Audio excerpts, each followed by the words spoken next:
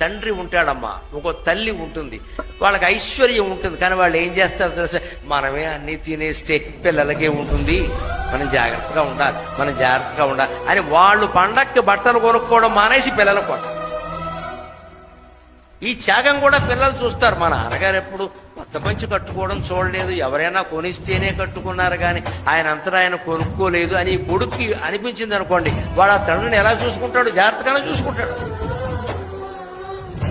ఆకాంక్షిత బుద్ధి అంటే ఇది ఉంది, ఐశ్వర్యం ఉంది, కానీ పిల్లల కోసం అట్టి పెట్టదలుచుకున్నాం మనం. అందుకని కొన్ని ఖర్చులు తగ్గించుకుంటాం.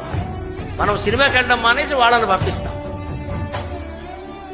కొత్త దంపతులు ఇంట్లో ఉన్నారు అంటే పెద్దవాళ్ళు కొన్ని కోరికలు మానేసుకుంటారు. వద్దు వాళ్ళ కుర్రాళ్ళు వాళ్ళు సరదా పడుతున్నారు, వాళ్ళు వెళ్ళలేండి, మనం కూడా పెడితే హోటల్ బిల్లు ఎక్కువైపోతుంది అని వీళ్ళు నాకు ఈ పూట తినాలని లేదురా అని తల్లి ఆగిపోతుంది. ఎందుకంటే డబ్బులు ఖర్చు అవడం ఇష్టం.